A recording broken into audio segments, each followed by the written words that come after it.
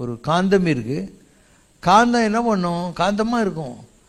அதனுடைய கான்ட்ராக்டில் ஒரு இரும்பு சுத்தபத்தமாக வந்துச்சுன்னா அந்த இரும்பு மேக்னட்டிஸ் ஆகிடும். இரும்பு ஒரு மண்ணாங்கட்டியும் பண்ண தேவையில்லை. The very fact that it is in a close proximity to the magnet magnetises a steel. அதுக்கப்புறம் அது ஸ்டீல் கிடையாது. அது இன்னும் மீதி இரும்புங்களெல்லாம் காந்தமாக்கக்கூடிய தானே காந்தமாக மாற்றி விடுகிறது. So if only you can take me little seriously, you will get magnetized. And I am not an ordinary magnet. நான் காந்தமலை ஜோதி. ஸோ இதோட பெரிய காந்தம் உலகத்தில் இல்லை. அவங்க ஏதோ பாட்டு பாடுறாங்கல்ல, காந்தம்மாம் எல்லாம் சொல்கிறாங்கல்ல, இது காந்தமலையிலே இருக்கிற ஜோதி. அதே மாதிரி ஒரு மெழுகுவத்தியை வச்சு 10 மெழுகுவத்தி ஏற்றலாம், 10 வச்சு 100 ஏற்றலாம். அந்த மாதிரி ஒரு மலை முகட்டில் ஏற்றப்பட்ட ஜோதி சிவசங்கர் பாபாங்கிறது. இந்த உலகத்தில் இருக்கிற எல்லாருக்கும் வெளிச்சத்தை கொடுக்கக்கூடிய ஆற்றலையோடு நாம் இந்த உலகத்திற்கு வந்திருக்கிறோம். அது புரியணும் ஜனங்களுக்கு.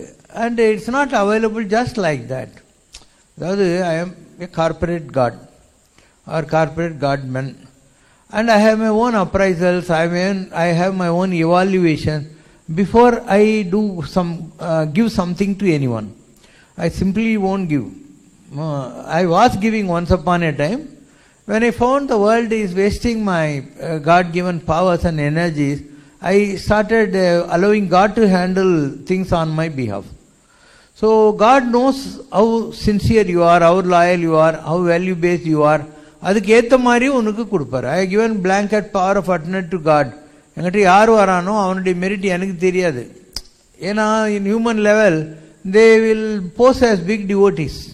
நிறைய பேர் பண்ணுவாங்க அதெல்லாம். அதனால் இந்த பொம்பே நமக்கு வேணாம், நான் கடவுள்கிட்டயே அந்த பவரை ட்ரான்ஸ்ஃபர் பண்ணிட்டேன், நீ என்ன வேணா பண்ணிக்கோ. யார் வரானோ அவனுக்கு என்ன தகுதின்னு உனக்கு தான் தெரியும், அவன் என்னை எவ்வளோ நம்புறான் இல்லைன்னு உனக்கு தான் தெரியும், நீயே பார்த்து படி அளந்துக்கோங்கிற மாதிரி என்னுடைய ஃபார்மேட்டை நான் ஆல்மோஸ்ட் 93லேயே மாற்றிட்டேன். 84 to 93 யார் வந்தாலும் கொடுப்பேன். கர்ண மாமன்னன் கைகளே தான். அவன் தகுதி இருக்கா இல்லையா எல்லாருக்கும் அப்படி படி அளந்துக்குன்னு இருந்தேன். Then when I understood the world is full of idiots who don't deserve the love of God through me, I changed my formulas. அதுக்கப்புறம் கடவுளை ஹேண்டில் பண்ண சொல்லிட்டேன்.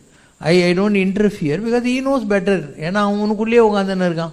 So you can't cheat him. I am an external person. The person who has given me this power உனக்குள்ளே உட்காந்துன்னு இருக்காரு. So he handles it better. அதனால் நிறைய பேர் கேட்பாங்க, சில பேருக்கு பண்ணுறீங்க சில பேருக்கு பண்ணுறதில்ல, அந்த மாதிரி ஒரு கேள்வி கேட்பாரு. நான் ஒன்றும் பண்ணுறதில்ல. ஓகே, ஐ ஆம் an embodiment of God in a human body. I receive your petitions or make an appraisal about you in a human level with my intelligence. Because Godங்கிறது blank mind, எண்ணங்களே அற்ற நிலை தான் கடவுளுடைய நிலை. அவர் என்ன மாதிரி ஒரு பர்சனுடைய இன்டெலிஜென்ஸை யூஸ் பண்ணுறாரு. So you can call it as a biological intelligence or artificial இன்டெலிஜென்ஸ்னு ஒன்று வந்திருக்கு. God uses my biological intelligence or my worldly knowledge and acumen or artificial intelligence, ரெண்டோ ஒன்றில் அதை வச்சுக்கிட்டு கடவுள் படி அளக்கிறாரு. You will know all this only when you become divine.